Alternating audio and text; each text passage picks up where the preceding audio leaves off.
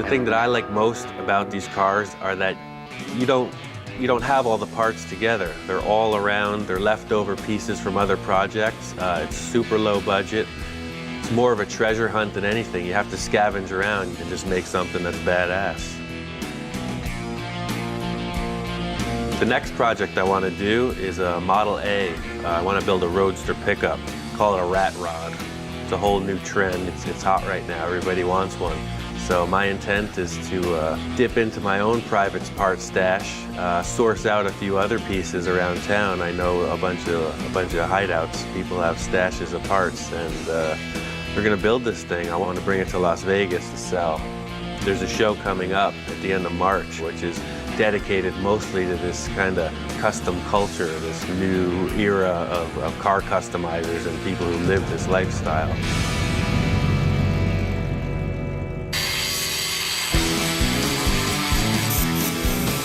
The most important thing for me was to lay down the line of the car, and I want it to be utterly low. I want it to be so low it was almost undrivable, because I think that looks the best. So I just stepped the chassis way up in the back. The rear end, a lot of people run a buggy spring. I didn't have one, so I took these coil springs and made the chassis to fit that. The most important thing for me was to take all the pieces and get a rolling chassis and make it ready for all the body and the aesthetic parts. Set up a couple of these gussets. We're gonna run it along the entire length of the arm here. The most important thing to me right now is to make sure that these things don't break. A lot of them have been sitting around for 30, 40, 50 years, not being used. I don't know how strong they are. My first idea was to make sure they were strong. As soon as I did that, I realized it has to look good. And I want it to look good and old, like it might have happened back in the day. I hope somebody with a lot of money really likes it. It's a fine pair of headers. I'm gonna ruin them by cutting them apart and putting some silly contraption on that I create.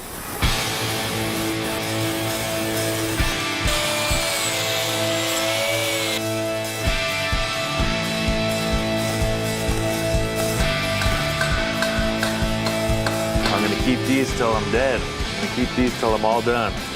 So maybe I'll put a little bit of me into this and hopefully it'll stay there. Whoever wants the car can just unbolt them, but I don't think anyone that's traditional would really love what's going on here right now. I think they'd be a little bit upset. I really love this idea of just spot welding, make it look more like rivets, so I'm going to do all the arms like that, just about an inch apart, just big, nasty welds that look like rivets.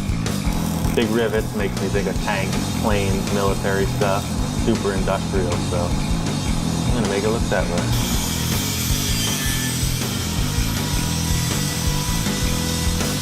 That wraps it up. I think it looks really cool. I want to see it on the ground at ride height. Ladies and gentlemen of the jury, this man is about to desecrate a fantastic bit of Americana.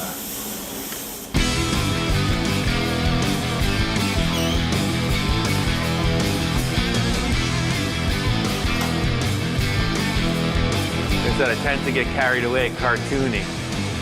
That's a little bit out there, but I think it's okay.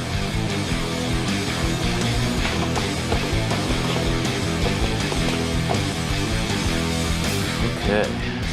It's a 302, it's a small block Ford motor. I don't know where it came from, but it's all rebuilt and new. Yeah, this should make the car go at least 700 miles an hour.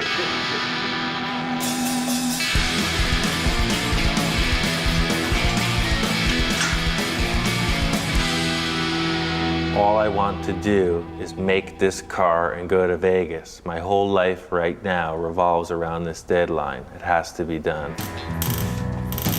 The easiest way to put sheet metal in is just in flat plates, but obviously the floor isn't flat. So what I'm doing is establishing a whole series of triangles. So it's kind of not origami, but it's something like that.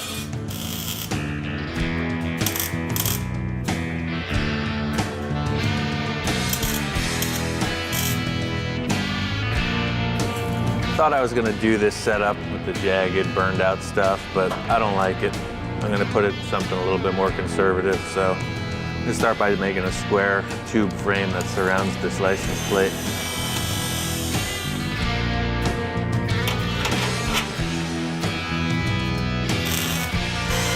Weld it on and spot weld like you have the arms, and it's done. It's clean, and it looks good. Yeah, this is sweet. It's clean. It's right. It's not my greatest vision, but it's right for this. How would you describe the Dune buggy chick car?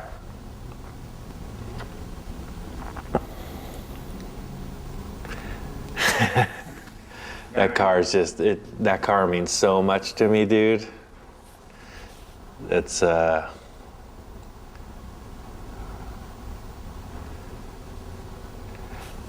car is, it's my favorite car. It's the best car I ever built. It's my favorite car in the whole world.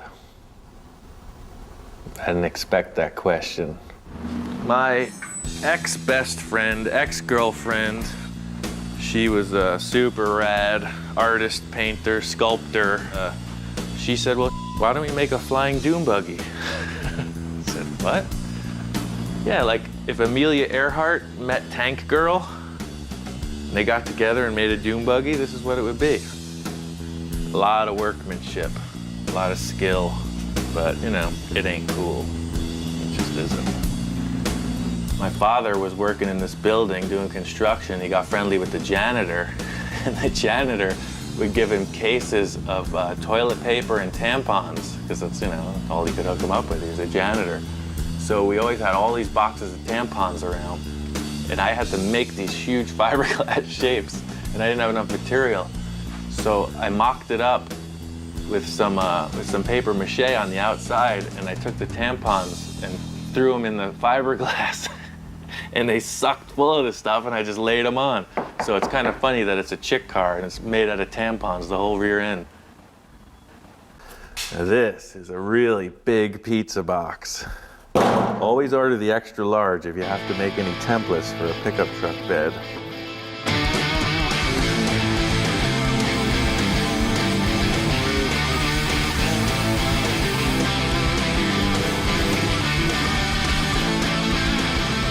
All in all, I think this is good for now. We'll trim it up later after we get all the folds put in it.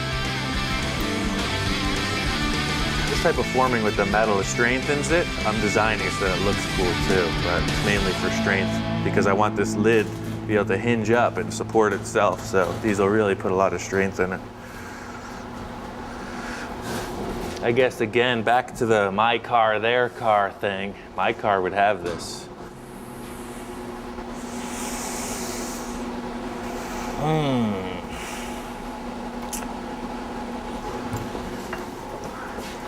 How do you know when it's right? I don't know that it's right. Call me in an hour. Maybe I'll just rip this thing and throw it in the garbage. This window frame, I made it from an original 39 Auburn windshield. I modified it to fit this car.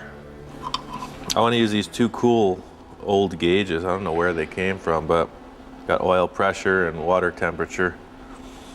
I don't know what this ashtray is from, but it's pretty cool looking.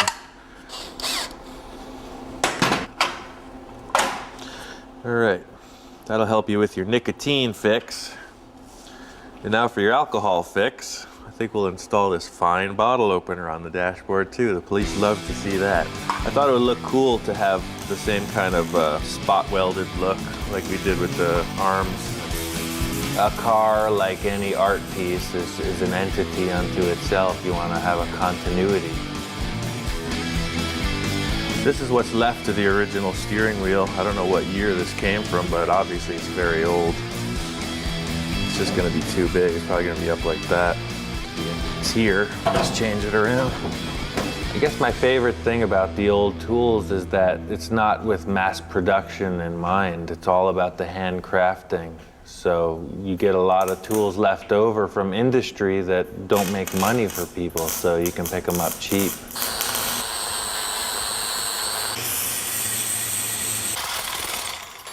At first, I set up the steering column. I hooked up the original steering wheel, and it was too big. It didn't fit, so I just made a new hoop and made a smaller wheel.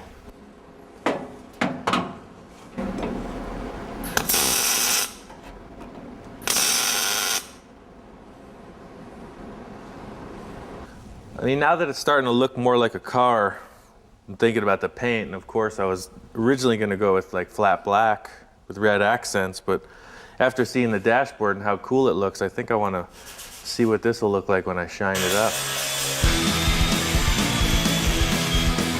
I guess the reason I'm considering making it all metal as opposed to painting it flat black is because it'll just more showcase what I do. It's like I don't pride myself in auto body or Fondo or paint. I pride myself in making stuff out of metal.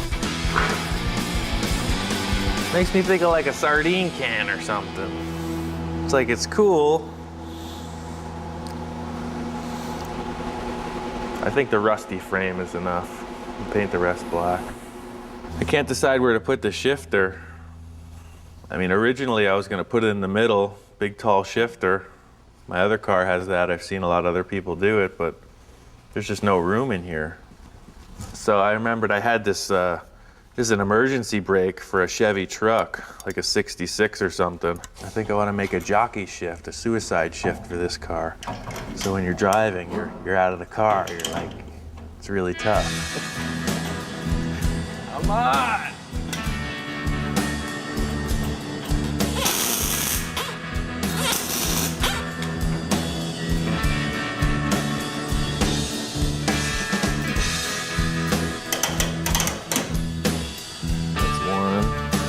Two, drive, neutral, reverse, park. Cool.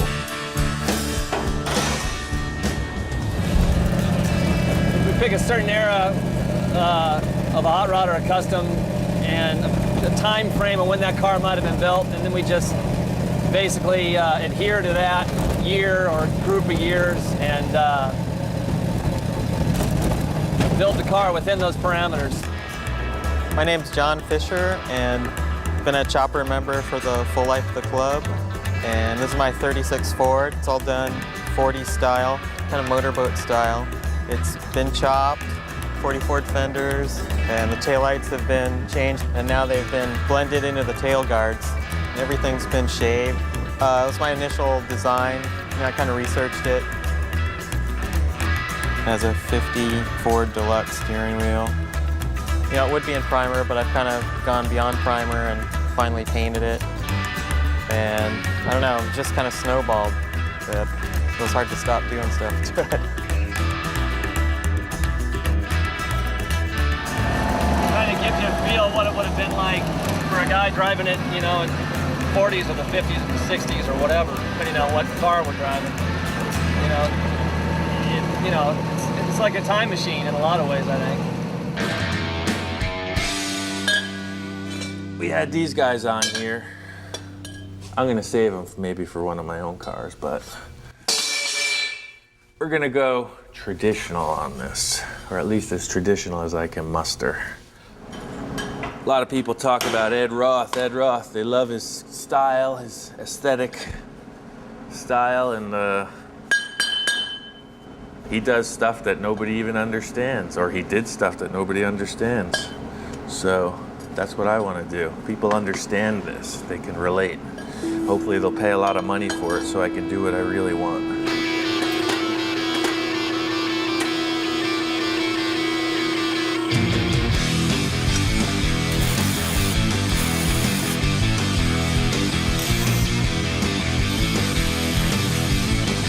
I've seen this car before somewhere. That's all I can say. I'm trying to create something that everyone likes, except me.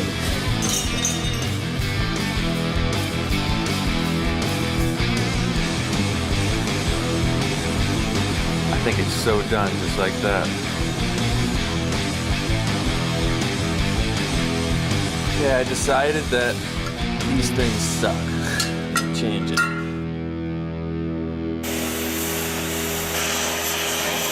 Follow me.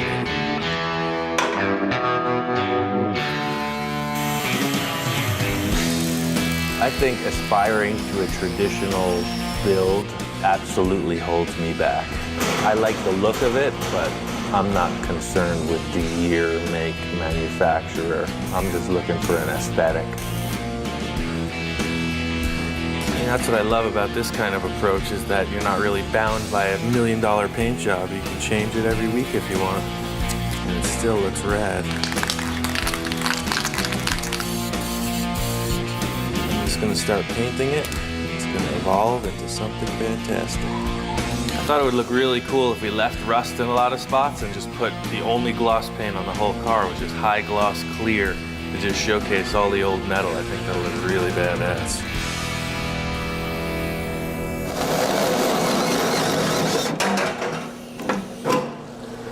The body was just too nice. I just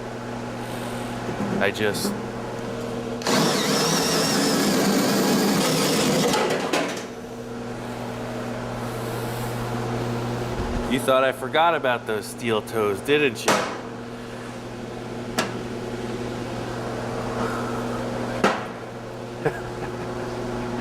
I didn't have a vent for it, you know? You need a little ventilation in there. I think they're perfect. I just knew it would come to me. I knew those toes were gonna be worth something, man. They were too cool to just throw out. My favorite thing is that you can take something that people will recognize and just warp it into something that they don't recognize. That's my super project back there. Probably like in a year or so, I'm gonna start on that. It's a 50 olds. It's my 55. I had that up and running about probably 8 years ago now.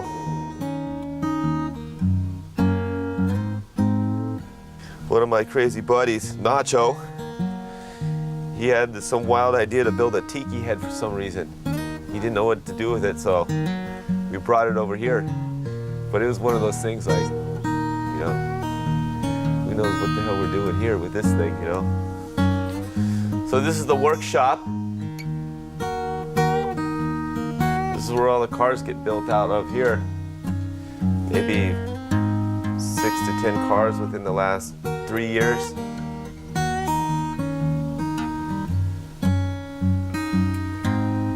This is where you built this car? Yeah, this is where I built this car.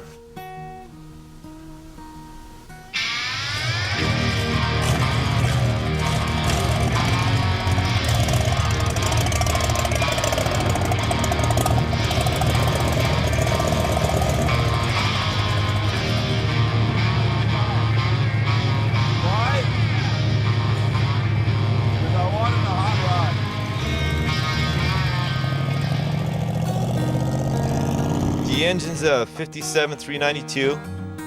The carburetion's 4 Webers. The frame I hand built. Only the front 2 feet are the original Model A frame, and the rest is 2x4 box tubing. 46 Ford steering column, 32 style dash. I chopped it 4 inches. It's got an old roll pan on the back from a 50s hot rod I found in an old man's garage. It was the only piece he saved from his high school hot rod that he had. We get our kicks off of trying to build it as traditional as we can, rather than just buying parts out of a catalog. We're just kind of bringing it back to the roots where it started.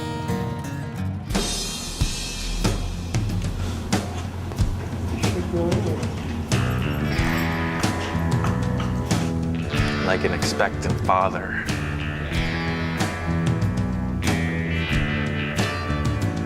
Nervous? Yes, nervous.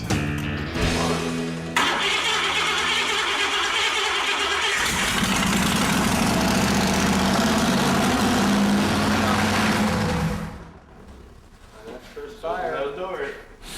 Somebody squirted oil down the cylinder wall. Oh yeah, I filled it with oil. Oh, yeah. It's the sweet smell of success. I think the artist's struggle is finding out how he wants to express himself, so one day it was black, the next day it was silver. That's all I can say. I was moved to sand the entire car just to see, and I think I like this. I finished off the tailgate here, just took the remaining piece from this after I cut it, welded it across here, and just put a little bar on the back for a handle. I got some hinges that were just laying around and put them in there. Put some reinforcements and then just sprayed it with undercoat. I'm gonna spray a clear with a little gold flake in it, so it's just a little more dramatic when the sun's on it.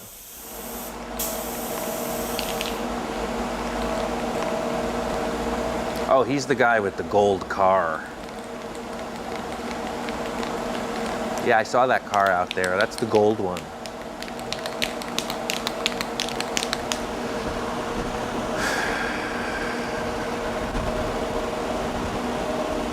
We gotta go.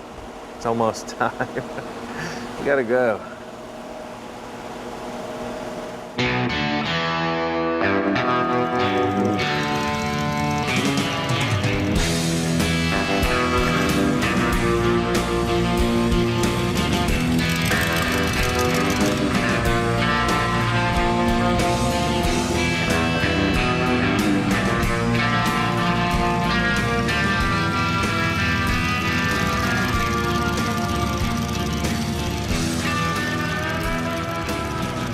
After it was gold, I was horrified, so I sprayed it black in an effort to just make it fit. It looked like Liberace. It was so wrong.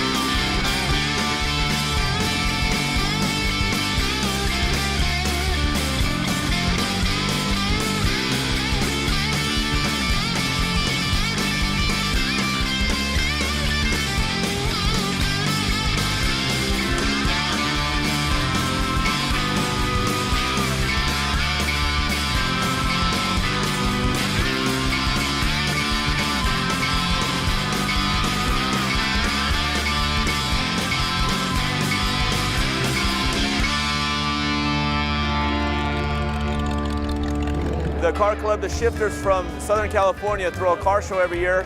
Their whole deal is a pre-63 car show, all traditional built rods and customs. There's thousands of people up here, hundreds of cars. They turned away 200 cars at the gate this morning that didn't fit the criteria. It's all about the traditionally built custom and hot rod.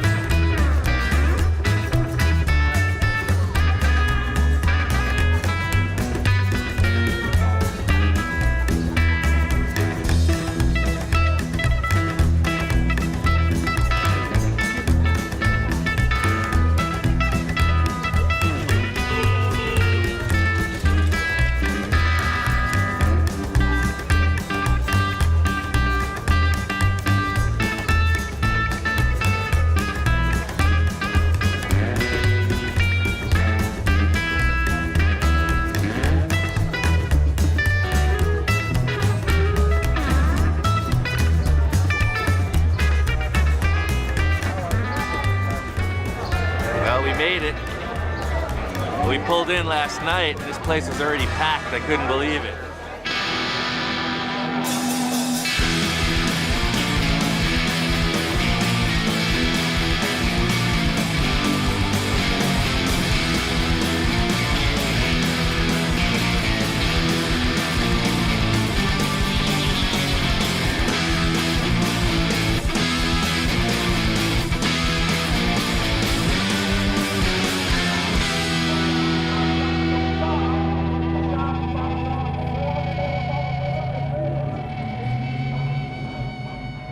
Met the road zombies from up north and saw the giant tiki, and these dudes saved us a spot to park as well. And I guess they dug the car. I guess I was really concerned with that and the whole build, making sure that the people who were into the traditional stuff respected what I did. I think Ian's car is real awesome. You know, personally, I'm into the more traditional style cars, and his car is definitely along the lines of very traditional, the way it looks, very artsy. He's done a lot of classy artwork with it as far as his welding and stuff like that, which is cool. You know, he's personalized it.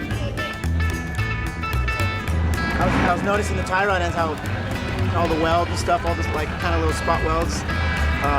It's cool. It looks like it came out pretty awesome. And there's just thousands of people here right now that want to be involved. If every car looked the same here, I guess it would be pretty boring. So there's a smattering of all different types of cars. Painted cars, primary cars, rusted cars. I'm not going to pick apart someone's car. I'm just going to build my car the way I want to build it. There's people here that don't have a car, but they're going to have a car next year because they go, that's looks fun to me. So I'm going to go search out and buy a car and start working on it. You know, it's all about fun. There's no attitude here. You know, with us or any of these other people, everyone's here for a good time. You kind of come here by yourself and you leave with 20 new friends. It's really cool. Doing a new project. I'm out here looking for a new car. I want to do a custom, something pre-1955, preferably a two-door. And we're trying to get it to Vegas in 2 months. There's a big show going on, so I really like to just kind of go out in the world and see what the heck's available. I mean, I don't have my sights set on anything specifically, just kind of hunting around looking for something to start on and try to strike a good deal. Talk about an oddball. I've never seen one.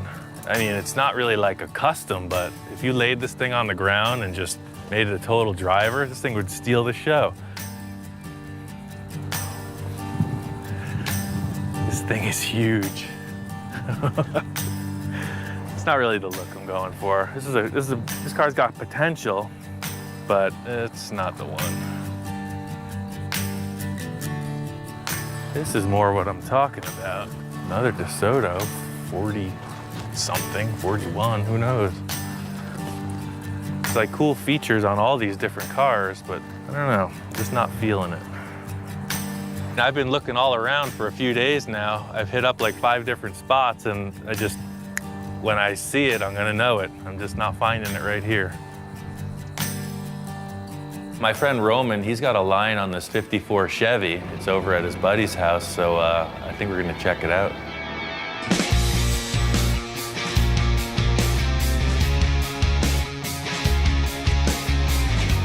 This is perfect, man. I mean, this is exactly what I was looking for. It's never been crashed or really beat to hell. It's just old. Typically, most people would like a running car with very little rust, but I don't care. I'll cut the whole thing apart. I'll just build whatever it needs. I think we'll take it. It's cool.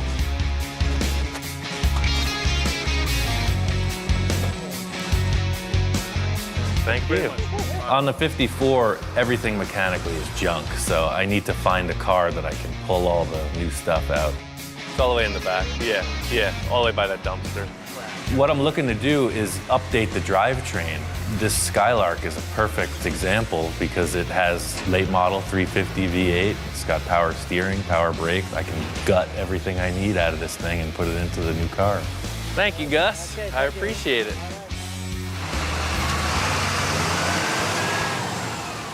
For this car, we're gonna do it in 2 months, no joke.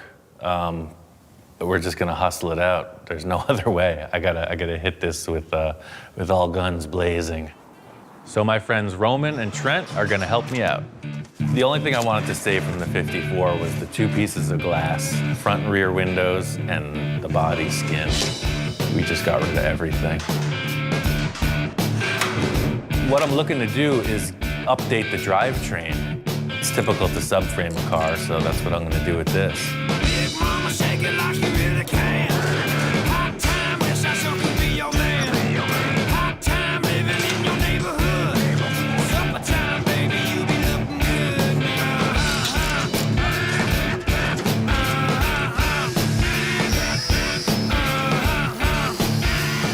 The reason that I'm subframing the car is 2 points, I'll have the opportunity to Z the frame and lower it, and it will update all the steering, the motor, everything. All the mechanical parts will be newer.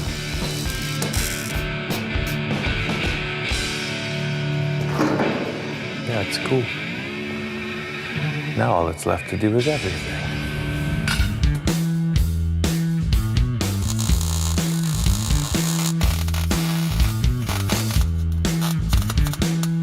You can see here the old leaf spring used to mount right here. But what I'm doing with the ones from the Buick is I'm moving them inboard of the frame rail and I'm putting it up into the floor of the car. So you can see the difference. I mean, it's about 6 inches drop. I think that'll work out good. I had done a bunch of race car and street race car fabrication, and these guys were doing what they call a mini tub. Their idea was that it would give them more room for fatter tires. I saw it as a way to move the leaf springs inboard of the frame, effectively lowering it. I'm gonna have my 2 beautiful assistants prepare the axle for delivery, and I will shortly thereafter bolt it in.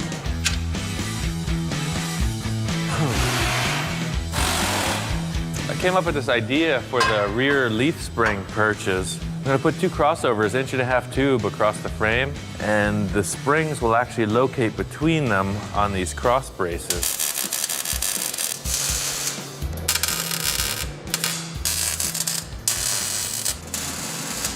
Now that I got this framework tacked in, the car will suspend itself. I'm gonna stop right here and I'm gonna chop it. I just wanna see how the ride height looks with the chop top because they have to look good together. It's kind of like building a house. I really just wanted to just start with a solid foundation, get the front clip, the rear suspension all established, and then work up from there.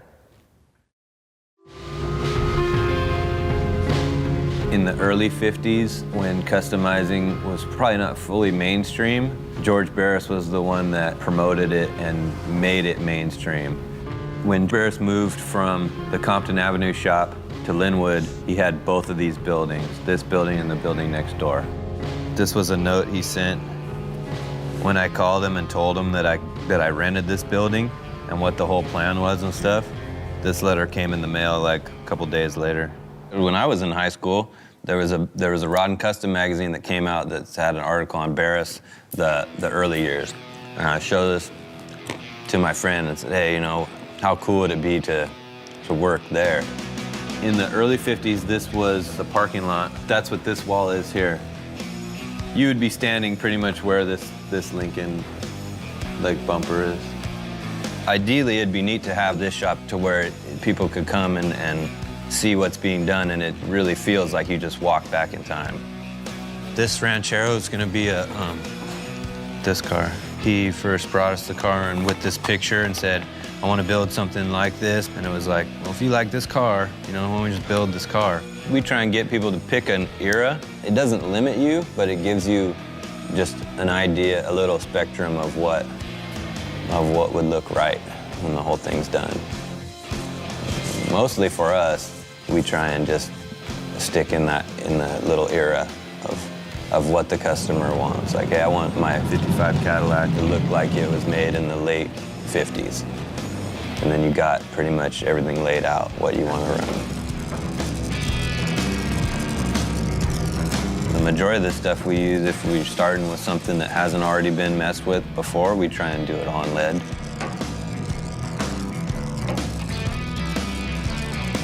We don't have a lot of modern tools and stuff. So we thought, well, there's kind of our niche right there. It would be neat to have only old stuff, you know, to use all old tools that are twice as old as you are.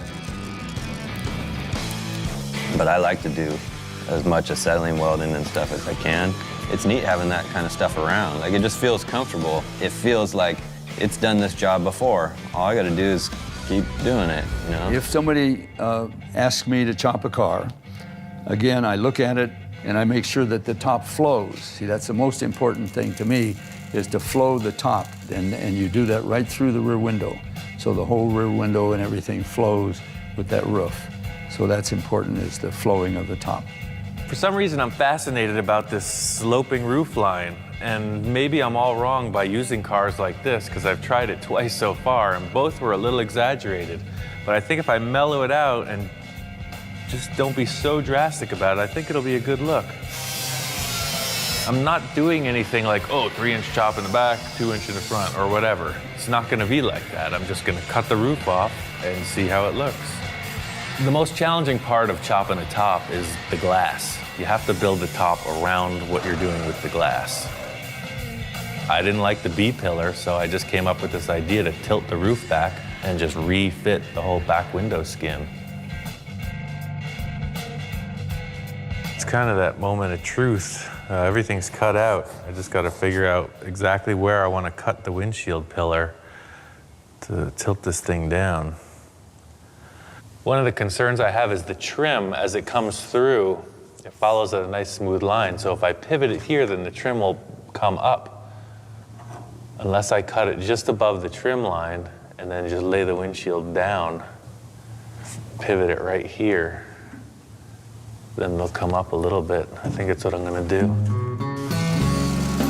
So I decided I wanted to just keep the stock size front and rear window. I don't want any of my cars to look really mellow. I want them to look kind of freaky, kind of different. I think by leaving the stock height front glass and just sloping it, it'll give it a cool look. I think I nailed it. I don't know what to say besides that. It's gonna work perfectly. I got it. It's cut, it's down, that's the line. Still kind of developing maybe what this signature flavor might be, but I always want my work to be evolving. My main concern with this window is the way that the chrome strip is gonna fit. I'd love to reuse the stock chrome that comes around here, but because the windshield and the rear window are on different angles in relation to the body, the chrome just might not work out, I'm not sure. Keep using the word convincing in a lot of the stuff I've been building lately, because that's what separates the guys who know what they're doing from the guys who don't. You see a little mismatch in the way the trim's gonna fit, and it's not convincing.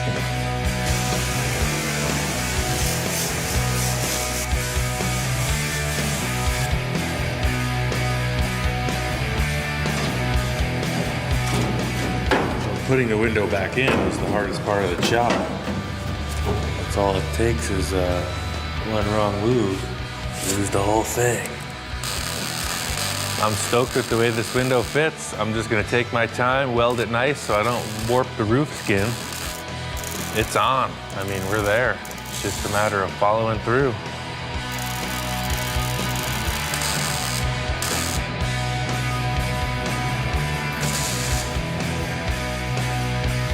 I want to make sure that these guys fit before we get any further into this. Yeah, that's cool. Just trying to verify whether or not this roof skin distorted with the pillars, but it's cool. It's right on. We got about a month to get this car done for Vegas. I think we got it. I don't want to use the stock 54 tail lamps. They're just typical. When you look at the car, it identifies it right away. So I had this idea about cutting and rounding the back of the fender so it doesn't stick out. Something about the way the roof line flows, this is bugging me, how it just sticks out like a thing. I don't know. This is so rusty in the rear of it. I'm gonna change the bumper, and I gotta cut this whole portion out anyway. So I'm thinking I'll just hack it off and section this piece of tube in there and just join the fender to it. I think it'll work. And I think this matches it pretty good. I think I'll just splice in right about here.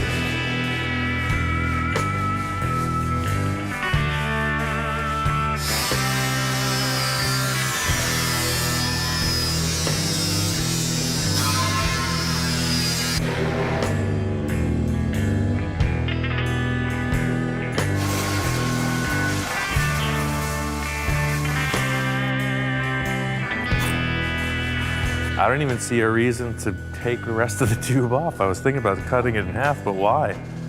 I'll just lap the sheet metal to it, and I mean, that's freaking strong.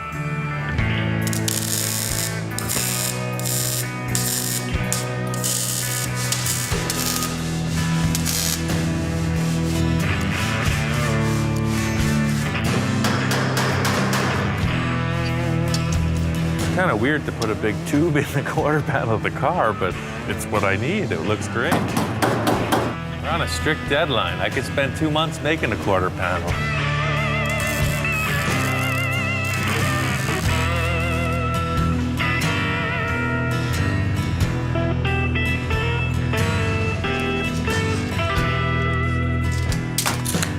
It's just going to be a piece of sheet metal. I'll form it to the contour of the body.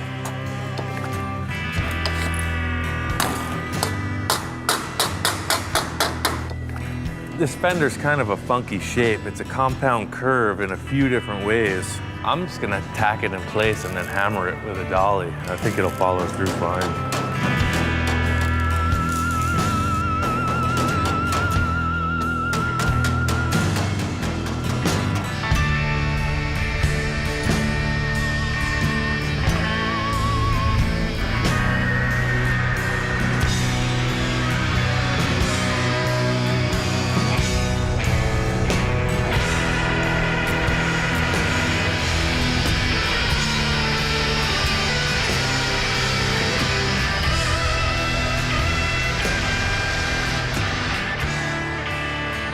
This is a really complex shape, and to form it freehand with the shrinker and hammering and all the other crap you got to get involved with, it would have been a lot of work, and I just, by clamping it and welding it and hammering it as I went, it worked out good.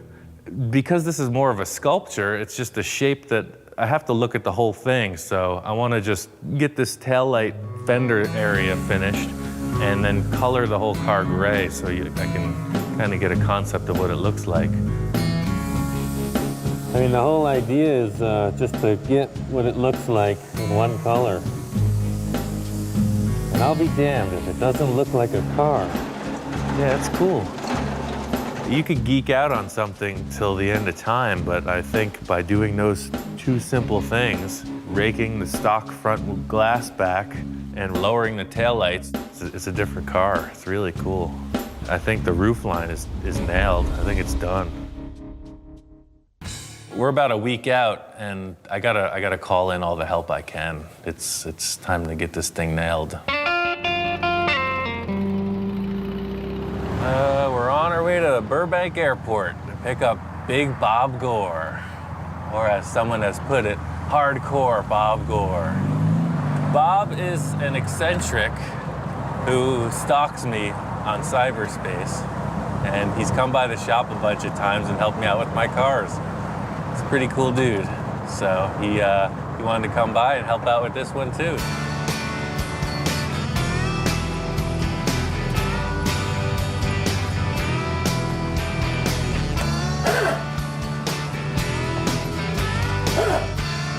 Hop on in. One thing's for sure is I'm going to be like the happiest guy in the world for the next couple of weeks, and there's just nothing, no way around it. That's just a guaranteed fact. I consider him one of my best friends, man. This is an opportunity of a lifetime. What I do for a living is I restore cars, I fabricate metal. Also, I'm a body man and painter. Bob's my friend from out in Wisconsin. He saw the first DVD and it just thrilled him. So we just kind of got to know each other over the phone, and he's come out a couple times to help me work on my cars. It's a good thing. My claim of being Ian's biggest fan is the fact that I drive my family crazy because pretty much just about every day, you know, at the end of the evening, I throw in the video. Sometimes you need something to inspire you. I asked Bob to come over and paint the car, because that's what he does. He's just down for the cause. It's awesome. I think you could say it's a lowrider-inspired car, no question. And what I saw with those cars was a lot of simple paint work done, but people just went crazy on the roofs. And I kind of dig it. It's like wearing a fancy hat or something. The idea of having a finished roof on a car that was primer doesn't work for me. I think it's the wrong choice because it's almost like wearing one shoe on one foot and going barefoot on the other. Michelangelo painted the Sistine Chapel.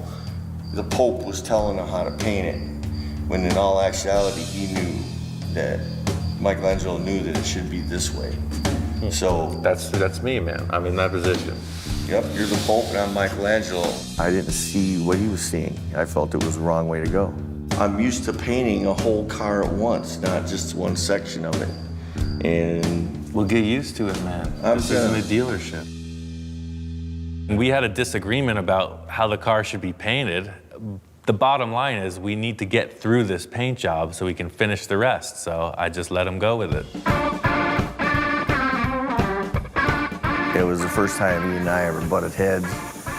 It's frustrating in this time frame was psycho. I mean, it's crazy, especially if you want perfection.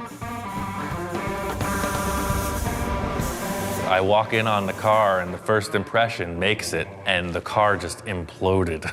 It just sucked all the light out of the shop. It was not palatable. I didn't like it at all. After the events and everything, you know, obviously we're behind schedule, et cetera. I honestly don't see the car going to Vegas.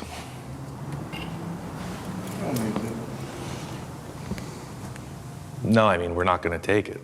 Oh. It's going to take a lot more time to finish everything. It just is what it is. To show an unfinished piece at the car show of this caliber, there's a lot of pressure on it, you know? We're trying to do something cool where it's a really finished, nice thing, and it can't happen in 2 or 3 more days. Okay. And what I was trying to do, I think I made statements from the start of this, has been kind of pigeonholed for these rusty, sloppy cars, because I built a couple and they're super fun. But the most criticism that I've gotten so far is that, you know, the rat rods, everything that I've done, and it's just not the case. And, you know, with the other car that I've done, the past 2 cars have been finished and nice. And I just want this one to represent, you know, a better level of finish. I was massively depressed that, and then it was just like when we conflicted with the paint job scheme, I felt the same way. If I could stretch it out any longer, I would stick back and redo, you know, paint the car the way Ian wants it done, and show people that what I can do,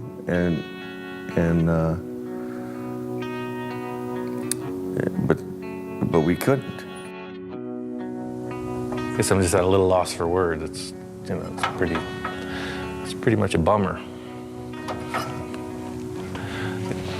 I mean, it really freaking pains me to call it off. You know, everybody was hoping for it. Everybody was planning on it, you know. It's my call, and, you know, I gotta kind of bust these guys' bubble. I don't know, man, it's the stark reality of things. People like to make this out to be rock star stuff, but it's really not. Bottom line is, this is my mark. I'm not going to do it halfway. It's got to be right, and I don't care how much effort it takes. It ain't done till I say it's done.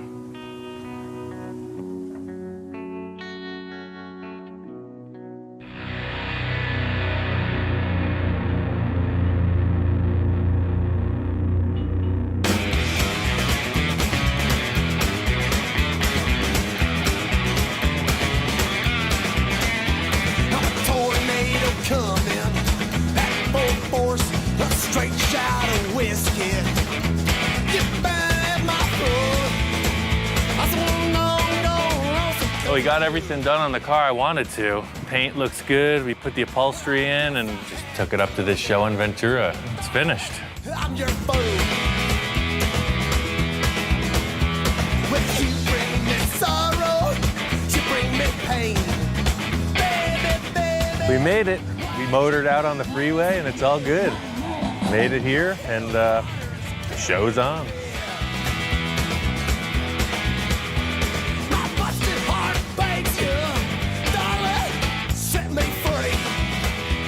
Pretty cool. It's quite a nice ride, everything about it. It's pretty darn impressive and a lot of work. They just put so much thought into it and worked on it so hard. So each custom has a personality, which is your own. Your ideas, your thoughts, it all goes to your car. So that makes a custom right there.